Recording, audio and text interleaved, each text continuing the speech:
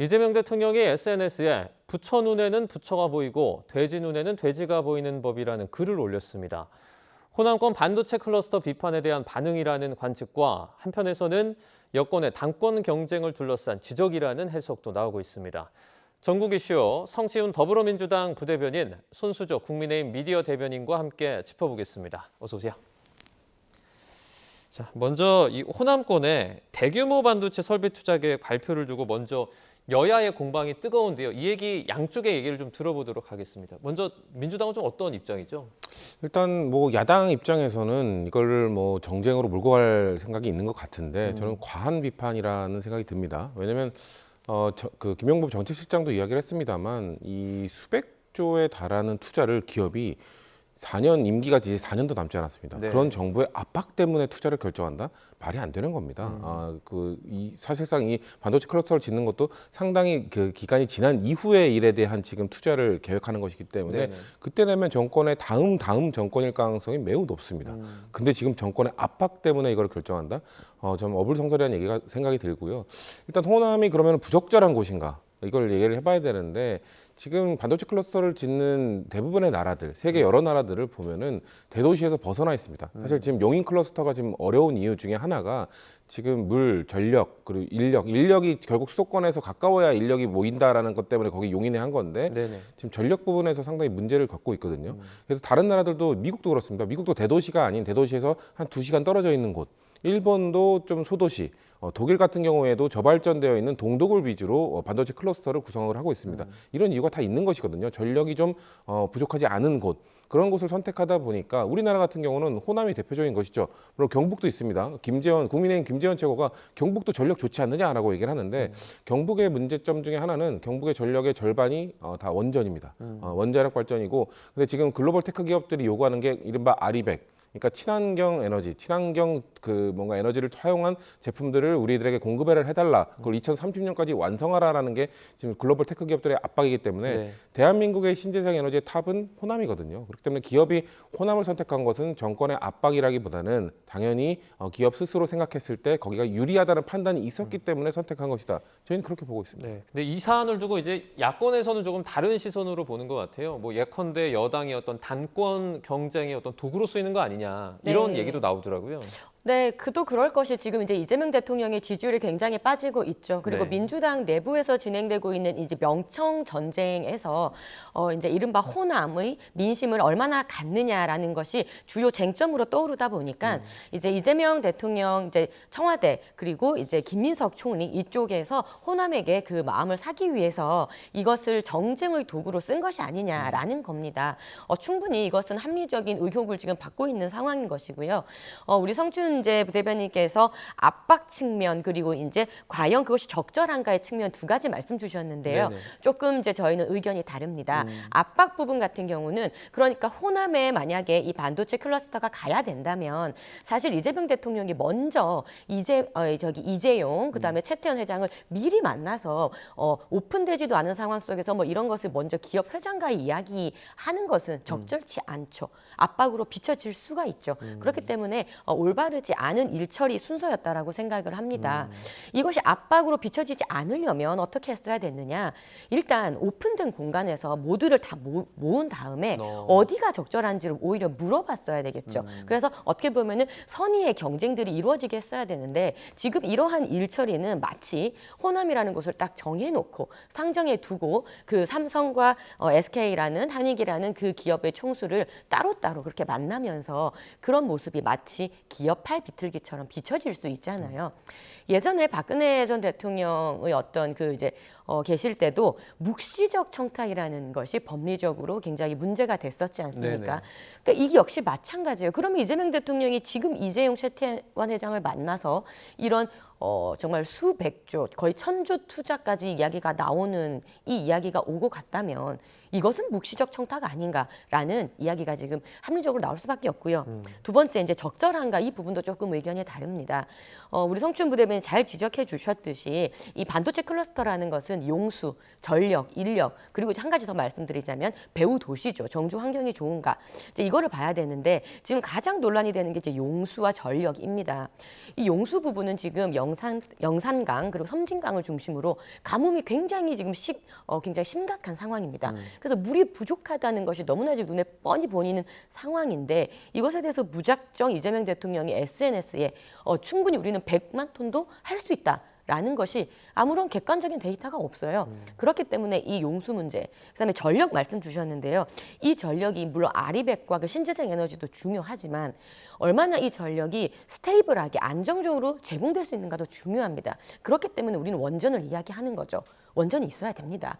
그러려면 이 호남에 이제 원전을 짓고 그 다음에 이게 진행되기까지는 너무나 많은 기간이 걸리는 일이기 때문에 이걸 지금 이렇게 대통령이 툭 던져서는 될 일이 아니다라는 말씀 좀 드립니다. 네, 한 두 가지 정도 크게 좀 지적을 해주신 것 같은데 첫 번째는 이제 절차적인 문제를 좀 말씀해 주셨고 두 번째는 이제 예를 들어 거기서 말한 뭐 100만 톤 이런 것들이 좀 객관적인 증거가 있냐 이렇게 말씀을 하셨어요. 이 부분은 좀 민주당에서 어떻게 받아들이나요? 뭐 용수와 관련된 대통령의 SNS 글을 올리신 것처럼 용수와 관련된 데이터가 없이 우리가 이거를 결정을 했겠느냐. 특히나 기업이. 그러니까 지금 우리가 뭐 그렇다고 해서 그럼 자 용수 데이터 이렇게 됩니다라고 우리가 굳이 공개할 필요가 있는가? 왜냐하면 기업에서 결정한 일이잖아요. 그래서 기업의 선택에 있어서 정부가 보조를 한 것이지 이것에 대해서 정부가 압박을 했다는 그 표현이 저는 부적절하다는 말씀을 드리는 것이고요. 오히려 하이닉스 같은 경우는 추가 공장을 뭐 일본에 지을 것 같은 뉘앙스도 막 풍겼었거든요. 그러니까 네네. 정부로 하여금 뭔가 우리에게 좀 세제 혜택이라든지 이런 인프라 조성을 위한 혜택이라든지 이런 것들을 제대로 해주지 않으면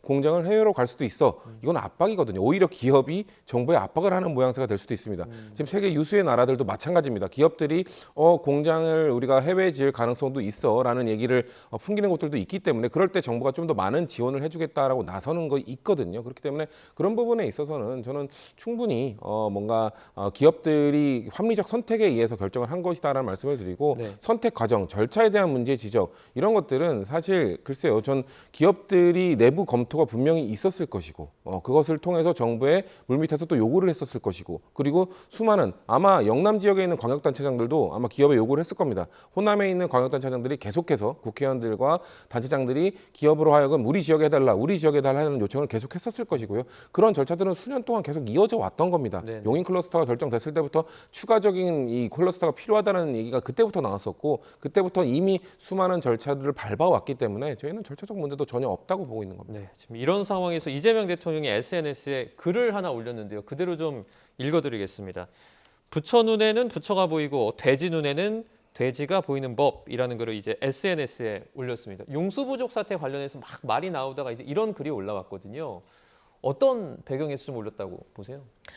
이재명 대통령은 SNS에 이제 항상 어떤 이슈가 있을 때마다 좀 정면 돌파하는 스타일이시죠. 그리고 이제 말하는 어떤 워딩이나 이런 것도 굉장히 좀 강하죠. 근데 이것이 과연 이재명 대통령이 늘 이야기하는 통합의 언어인가라는 부분에는 조금 이제 의문점이 듭니다.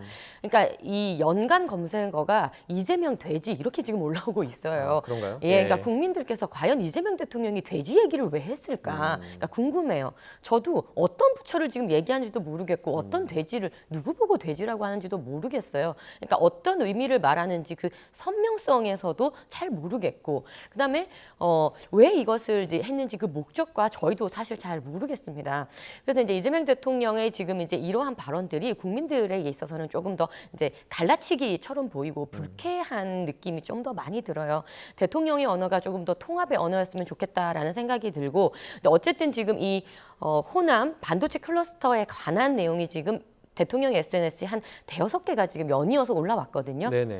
근데 이 건도 그렇고 예전에 지금 부동산 건도 보면 이재명 대통령이 뭐 밤새 막 대여섯 개 올린 적이 있어요. 그래서 부동산은 뭐 계곡 정비보다 쉽다라는 식으로 또 그때도 이렇게 이제 SNS에 많이 올렸는데 결과적으로는 그 부동산 지금 못 잡았지 않습니까? 그래서 이제는 국민들께서는 이 지지율이 지금 빠지는 것이요. 아무리 대통령이 하드 드라이브를 걸어도 그게 실질적인 시장에 반영이 안 된다는 거고 국민 여론으로 반영이 안 된다는 겁니다.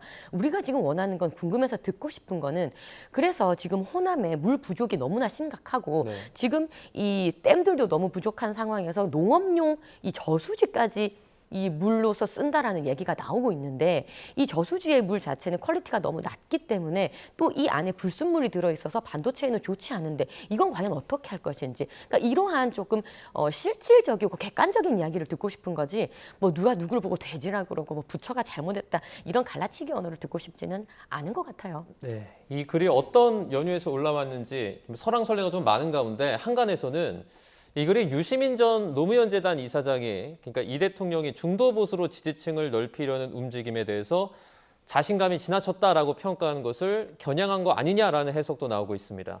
어떤 발언이었기에 이런 해석이 나오는지 직접 듣고 와서 더 이야기 나눠보도록 하겠습니다.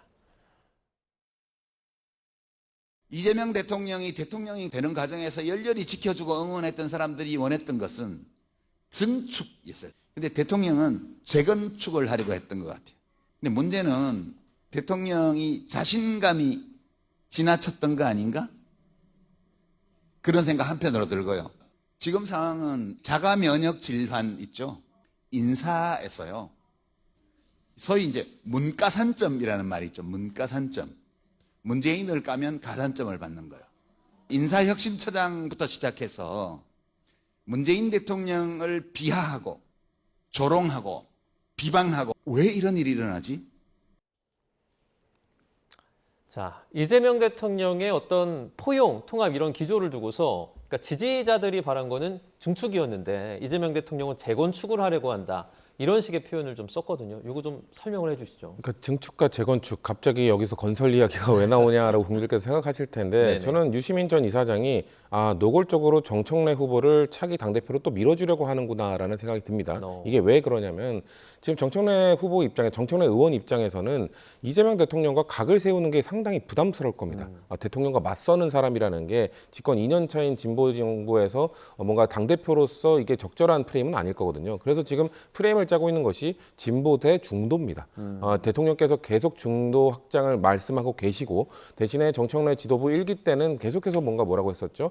진보적 아젠다를 놓쳐서는 안 된다. 대표적인 게 이 보안수사권 폐지를 둘러싼 이 대통령실과 그리고 그 당의 이런 이견 이런 것들이었거든요. 자, 이런 것들 정책적으로 지금 진보와 중도의 싸움이다. 이 프레임을 갖고 가고 싶은 것 같아요. 그러니까 지금 이 유시민 전 이사장이 말한 거는 자, 우리는 진보를 그대로 지키면서 그 중도 쪽으로 증축하길 바랬는데 지금 이재명 대통령은 진보를 허물고 중도로 재건축을 하려고 한다. 그러니까 마치 진보를 버린 것처럼 지금 프레임을 짜고 싶은 것 같습니다. 하지만 이재명 대통령이 중도 확장을 계속 이야기하면서 진보적 아젠다를 놓치겠다. 멀리하겠다라고 말한 적이 단 한 번도 없습니다. 이재명 대통령이 중도 확장을 하겠다는 이유는 진보적 아젠다를 추진하기 위해서는 중도의 든든한 이런 지지가 뒷받침이 돼야 되기 때문에 집권 1년 차, 2년 차 때는 집권 여당이 큰 그릇을 갖고 그들을 다 품어줘야 그래야 중도 확장을 할 수 있고 그래야 국정 지지율이나 정당 지지율이 뒷받침될 수 있고 그렇게 해야 중후반 이후부터 진보적 아젠다를 할 수 있다라는 게 대통령의 전략인 거거든요. 이거를 숨기고 있는 전략도 아니고 공개적으로 계속 말씀하고 계신 겁니다. 그럼에도 불구하고 아까 제가 말씀드린 것처럼 이번 전당대회에서 이 프레임 자체를 중도 대 진보 이렇게 짜고 싶으니까 지금 유시민 전 이사장이 저렇게 노골적으로 참조를 한 것 같은데 저는 우리가 좀 더 살펴보겠습니다만 매우 부적절한 발언들이 너무 많이 나왔다고 생각합니다. 제가 조심스럽게 좀 여쭤보자면 당 내에서는 저런 발언을 좀 어떻게 바라보고 있나요? 지금 글쎄요, 이재명 대통령을 지지하는 분들은 매우 불쾌해하는 분들이 많죠. 지금 아까 자가 면역 질환 이런 표현까지 쓰셨더라고요. 그러니까 지금 본인들은 정상세포인데 정상세포를 공격하고 있다. 본인들이 정상세포, 나머지는 비정상세포라는 뜻인가요? 그리고 거기 방송 나왔던 게 김어준 씨 방송이었잖아요. 김어준 씨 방송은 본인의 방송을 보는 사람들이 지금 이재명 대통령, 이재명 정부를 지지 않을 수도 있다. 그러면서 코어 지지층이 빠져나갈 수 있다. 이렇게 얘기하거든요. 예전에 ABC 논란에 그게 그렇죠. 똑같은 겁니다. 그러니까 본인들의 방송을 보는 사람들이 코어다. 코어를 잃고 싶냐. 약간의 반협박성에 가까운 지금 발언들이거든요. 그렇기 때문에 이거에 대해서 동조하는 분들도 있을 수는 있습니다만 적어도 저는 진보 진영 안에서는 그래도 지금 대통령 집권 2년 차인데 대통령에게 힘을 실어줘야지 대통령과 저렇게 반협박식의 발언을 하면서 투쟁을 하는 것이 맞냐라는 전 비판적 여론이 더 많은 것으로 저는 알고 있습니다. 네. 자, 뿐만 아니라 이제 보안수사권 폐지 둘러싼 신경전도 좀 거세지고 있는데 김민석 총리가 이제 보안수사권 폐지를 정부의 최종 입장으로 밝히면서도 정부의 안은 내지 않겠다 이렇게 말을 하자 정청래 대표가 이제 시간 끌기용 꼼수다 이렇게 비판을 하면서 서로 각을 세우고 있습니다. 어떤 변수가 좀 남아 있다고 보세요? 지금 제가 보기에는 민주당 내부의 이 이제 이제 권력 투쟁이요. 전혀 국민들의 이 안중과는 전혀 상관없는 완전히 이반된 민심이 이반된 싸움을 하고 있다라고 생각이 듭니다. 지금 보면 이 보안 수사권 문제도요. 사실 검찰을 완전히 지금 폐지하고 보안 수사권마저 지금 완전히 폐지하겠다고 하는데 이것으로 인한 국민들의 폐해가 얼마나 심각할지는 지금 그 누구도 민주당 내부에서 생각하고 있지 않는 것 같아요. 그냥 앞으로 8월에 있을 전당대회에서 누가 그 권력을 갖느냐에만 혈안이 되어 있지 친명도, 친청도 국민은 안중이 없다라는 생각이 듭니다. 지금 보안 수사권 문제도 그렇고 호남 반도체 클러스터 문제도 그렇고 모든 것이 이 당 내의 이 권력 투쟁이라는 블랙홀로 다 빨려 들어가서 이 정쟁의 도구로만 쓰여져 있는 게 굉장히 좀 저는 안타깝게 생각이 들고요. 지금 민주당 내부에서 일어나는 이 명청 대전이요. 이제 정청래냐, 뭐 김민석이냐, 송영길이냐 이런 사람의 싸움이 저는 아닌 것 같아요. 내부에 이제는 그 안에 있는 세력과 세력의 정말 큰 싸움으로 보이거든요. 그렇기 때문에 이제 목숨 건 정말 그런 전쟁이다라고 보여지고 이재명 대통령을 중심으로 한 친명 세력에서는 아무래도 이재명 대통령의 그 공소 취소라는 부분 이것이 가장 핵으로 움켜쥐고 있는 부분 같아요. 과연 공소 취소를 할 수 있느냐 없느냐의 그 사활이 걸린 싸움인 것이고 또 친청 정청래 대표를 위시한 이쪽에서는 다음 총선권을 가지고 정말 친청계의 이 정치적인 목숨을 걸고 지금 싸우는 것이죠. 이런 세력과 세력의 싸움이기 때문에 굉장히 이것이 어떤 그 내부의 그 암투로만 이게 점철되어진다라는 것이 굉장히 안타깝고 이 유시민 전 작가의 말씀은요. 저는 이리 뜯어보고 저리 뜯어봐도 아무리 이해가 안 돼요. 왜냐하면 ABC론을 얘기하셨을 때는 그 A라는 것이 정통 지지파이기 때문에 이른바 코어 콘크리트 지지율이었어요. 그래서 이재명 대통령이 잘못되면 그때까지 끝까지 있을 사람이 A라고 그랬습니다. 예. 근데 지금 얘기하는 걸 들어보면 코어가 떠나고 있으니까 조심하라 이렇게 겁박을 하거든요. 그럼 이 ABC론과 지금 이야기하고 있는 코어층이 빠진다는 말은 안 맞아요. ABC에 따르면 빠지면 안 되는 것이죠. 네네. 그러니까 본인들이 이야기하면서도 이게 앞뒤가 안 맞기 때문에 이것은 그냥 전혀 뭐 논리나 이런 것도 다 떠나서 그냥 이 정쟁을 위한 모든 것을 그 안으로 빨려들게 하고 있다라고밖에 보이지가 않습니다. 네, 이제 뭐 대변인께서는 목숨을 건 당권 경쟁이다라는 표현도 써주셨는데 내부에서 사실 뭐 최고위원이라든지 다양한 목소리가 또 나오고 있잖아요. 좀 안에서 치열함이 좀 느껴지고 있는 분위기입니까? 그렇죠. 뭐 이 당권 경쟁은 8월 17일까지 계속해서 이렇게 뜨겁게 이루어질 거라고 보고요. 결국 뭐 권력투쟁도 맞습니다. 근데 결국 저는 아까 제가 말씀드린 거에 포인트가 있다고 보는데, 그러니까 중도냐 진보냐, 결국 이 노선투쟁이라고 생각합니다.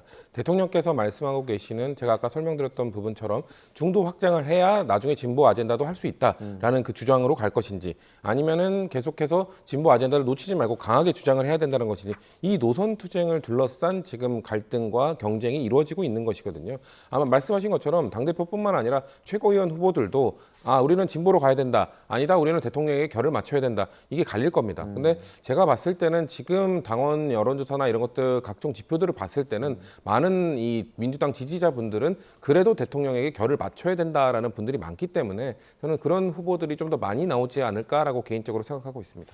다음 달 1일에 이제 이재명 대통령 그리고 문재인 전 대통령이 청와대에서 오찬을 하게 되는데 이걸 계기로 좀 예컨대 지금 민주당에서의 당내 계파 갈등이라든지 이런 게 좀 완화될 수 있다고 보세요? 저는 그래서 이재명 대통령이 문재인 전 대통령과의 회동을 과연 할 수 있을까가 굉장히 관심이었는데 이걸 하시더라고요. 네. 저는 좋은 행보라고 보고 있고요. 사실 이제 이 문재인 전 대통령 그리고 노무현 전 대통령, 김대중 전 대통령 이런 정통성을 강조하는 게 친청 쪽이었습니다. 우리는 그야말로 A그룹, 우리는 정통성을 확보한 그룹. 하지만 이재명 대통령을 위시한 뉴 이재명은 그렇지 않다라는 뉘앙스를 계속 줬었거든요. 그런데 이제 이러한 국면에서 이재명 대통령께서 이제 문재인 전 대통령과 회동을 하면서 그렇지 않다, 모두 함께 가는 통합의 그런 이제 모습을 보여주시는 거죠. 그것이 뭐 저희가 어떻고 진심이 어떻든 정치라는 것이 한 장면이라는 것이 상징하는 것이 있을 텐데 어쨌든 이렇게 만나시면서 그 모습을 보여주는 거는 조금 필요한 부분이었다 생각을 하고요. 이번에 정청래 전 대표죠. 이제 전 대표가 사퇴를 하면서 가장 먼저 한 일정이 문재인 전 대통령의 그 평산 도서전에 가서 만나는 일정이었는데요. 저는 그 장면이 조금 의아했습니다. 사실 정말로 정청래 전 대표가 친문 친노 그룹의 정통성을 확보했다면 왜 친문의 대표격이라 불러지는 윤건영 의원께서 페이스북 메시지를 통해서 정청래 대표 만나는 일정이 없다, 전혀 짜여진 예비된 일정은 없다라고 올렸을까요? 네, 저는 그래서 굉장히 그 부분을 조금 눈여겨보았고, 저는 그래서 이른바 뭐 이제 멸칭이라서 별로 쓰고 싶지 않지만 문조털내 유라고 일컬어지는 그쪽 세력의 연대가 조금씩 실금이 가고 있다라는 걸 조금 느꼈습니다. 네, 뭐 저도 뭐 직접 언급하진 않겠습니다. 방금 언급을 해주셨으니까 그 5개의 단어에 포함되는 분들 있잖아요. 네네. 그분들의 어떤 연합이나 이런 거에 대한 관심이 참 많이 있는 것 같아요. 그 당내에서는 좀 어떻게 생각하나요, 이걸? 글쎄요, 뭐 근데 그런 것들을 저는 결국 문재인 대통령과 이재명 대통령의 만남으로 인해서 그런 게 참 무의미하다라는 게 좀 드러날 거라고 생각합니다.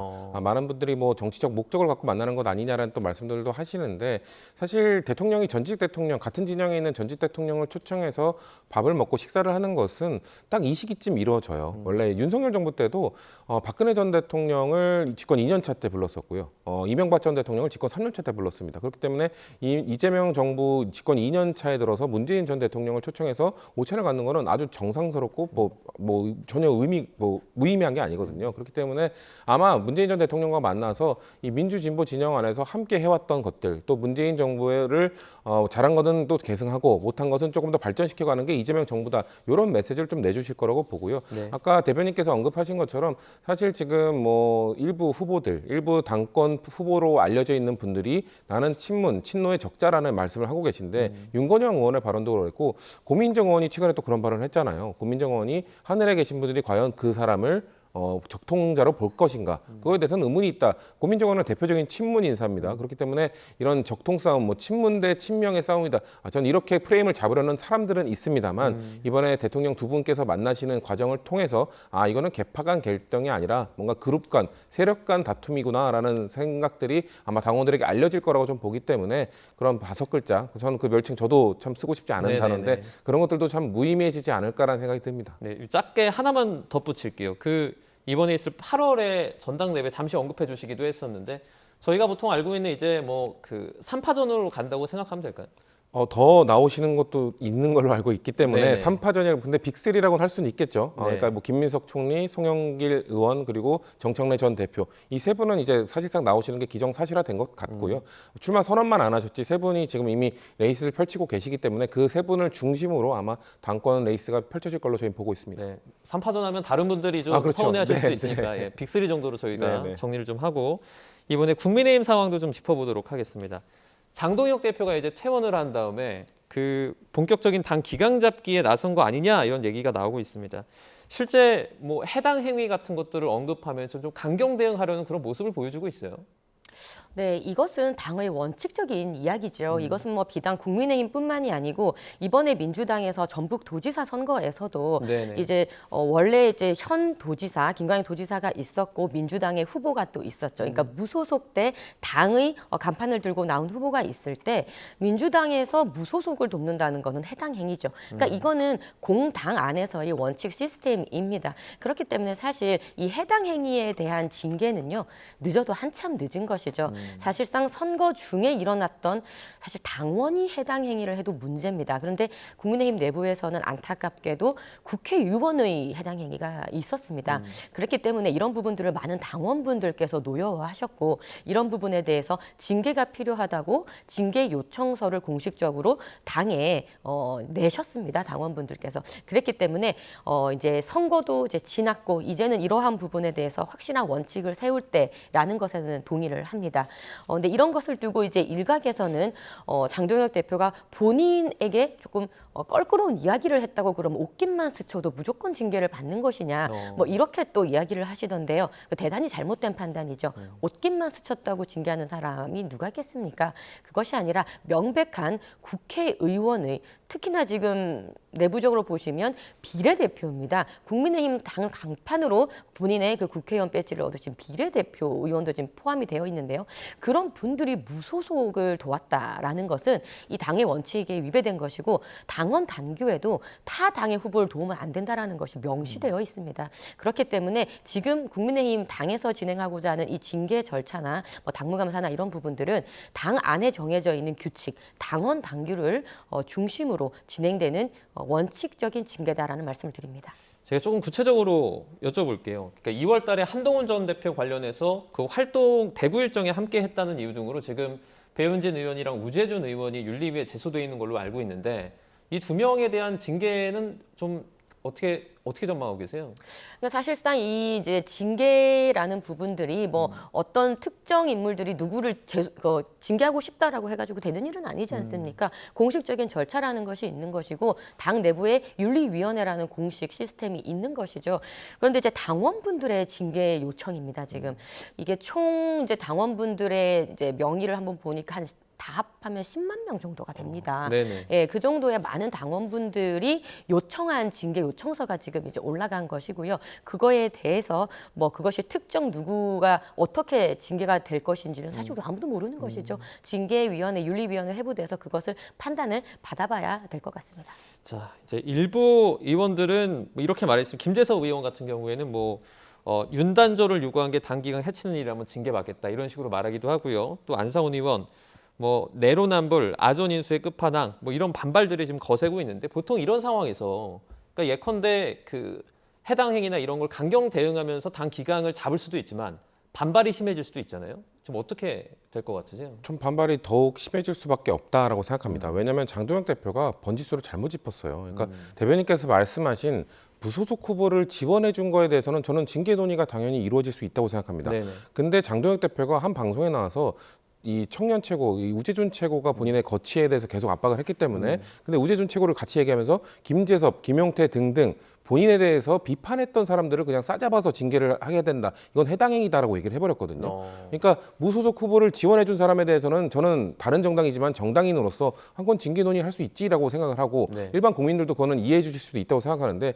김재섭 의원이나 김용태 의원은 두 분 다 제가 알기로는 대구나 부산에 무소속 후보 지원해주기에 한 번도 간 적이 없는 분들이고 김재섭 의원은 서울의 지역구 의원을 하면서 서울시장 선거를 뛰었고 김용태 의원 같은 경우는 경기도 지역구를 하면서 경기도에서 지방선거를 치른 사람인데 이 두 사람이 단지 당권에 대해서 본인에 대해서 비판을 했다는 이유만으로 해당 행위다. 장날되면 이렇게 오는 것처럼 나를 흔들고 있다. 이 사람들은 해당 행위를 하고 있다라고 지적을 한 거는 저는 이건 번지수를 상당히 잘못 짚었고 이건 당내 반발이 더 거세질 수밖에 없다. 그러니까 김재섭 의원이 당장 나부터 징계하라고 나서잖아요. 아마 많은 분들이 김재섭 의원에 대한 징계 논의 자체가 이거는 무산되지 않고 시작되는 것 자체를 장동혁 대표의 권력 남용이라고 느낄 것이기 때문에 장동혁 대표가 이 부분에 대해서는 한 발 물러서거나 사과하지 않는 한 당내 반발은 전 더 커질 거라고 보고 있습니다.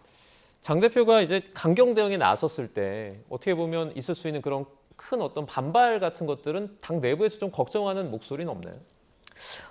반발 나올 게 무엇이죠? 원칙에 의해서 징계 요청서를 당 대표가 쓴 게 아니지 않습니까? 당원분들이 그 해당 의원에 대해서 징계 요청서를 제출한 것이고요. 그것은 그냥 원리 원칙에 따라서 윤리위원회에 그냥 자동으로 회부가 된 것이고 그거에 대해서 이제 윤리위원분들이 판단을 하면 되는 것입니다. 그 판단이 나오지 않았기 때문에 이것은 그걸 가지고 당내에 반발이 더 심해질 거다라는 부분은 전 동의하기가 어렵고요. 네.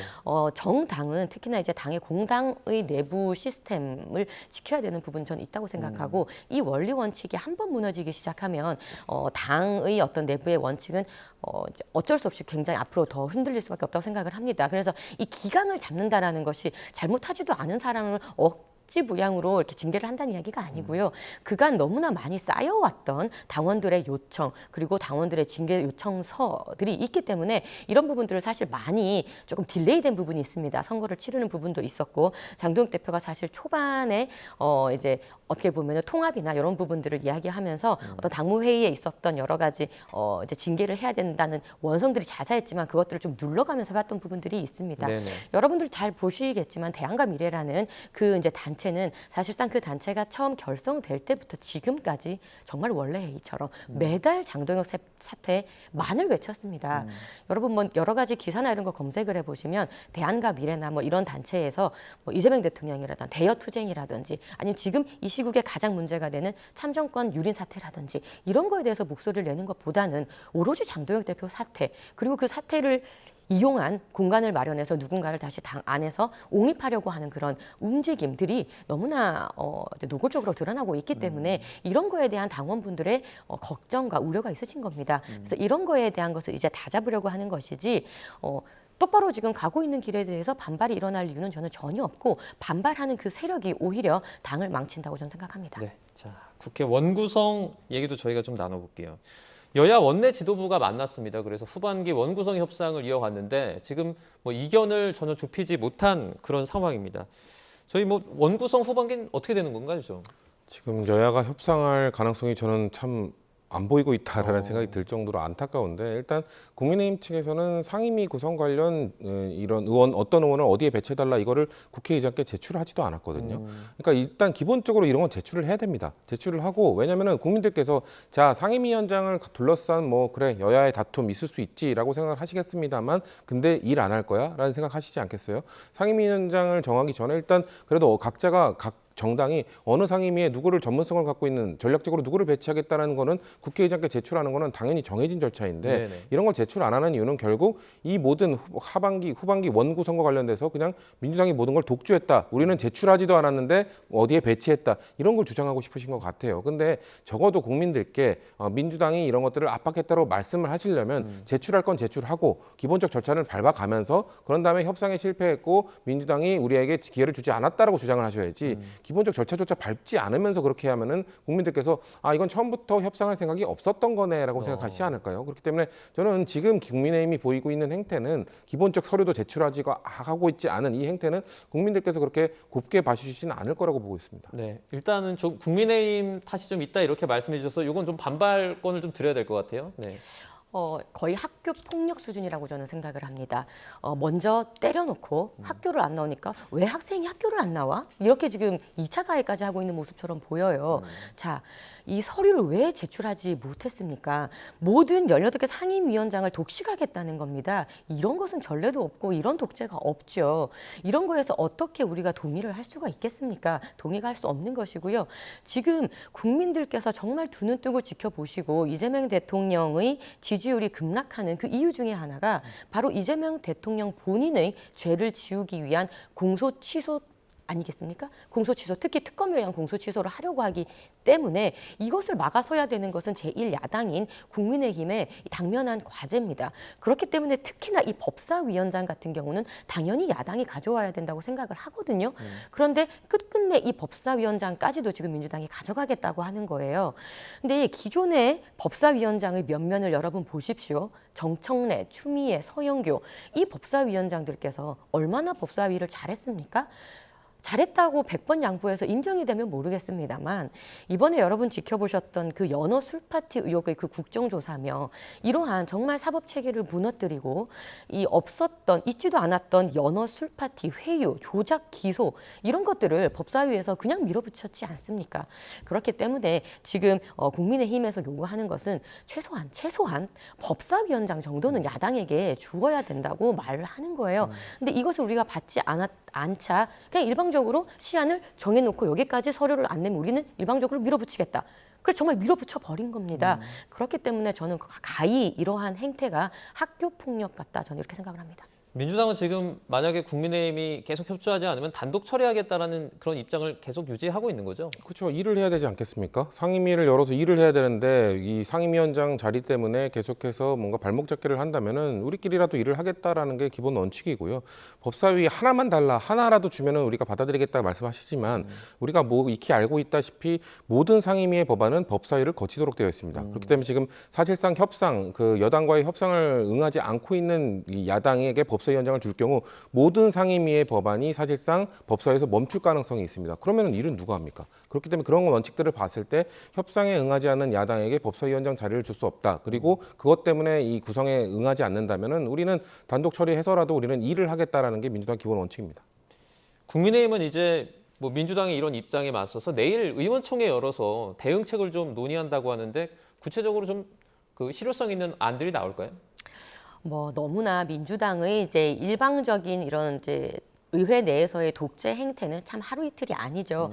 어쩌면 이제 여러 대의 이제 저도 원내 구성이나 이런 것들을 봤지만 22대만큼 이렇게 협치가 안 되는 의회도 참 없는 것 같아요. 궁극적으로 굉장히 안타까운 현상이죠. 그리고 민주당이 워낙 다수의 의석을 차지하고 있기 때문에 이 다수로 밀어붙이는 독재라는 것이 정말 너무나 안타까운 상황입니다. 저는 그래도 후반기에는 이재명 대통령도 계속 통합을 외치고 계시고 협치를 외치고 계시기 때문에 이 정도의 이후에 서로 여야가 협치하는 부분, 특히 원내 이 구성에 대해서는요, 좀 민주당의 그런 양보 그리고 협치가 조금 이루어졌으면 합니다. 네, 알겠습니다. 전국 관련 얘기 자세하게 짚어봤습니다. 성치훈 더불어민주당 부대변인, 손수조 국민의힘 미디어 대변인과 오늘 함께했습니다. 고맙습니다.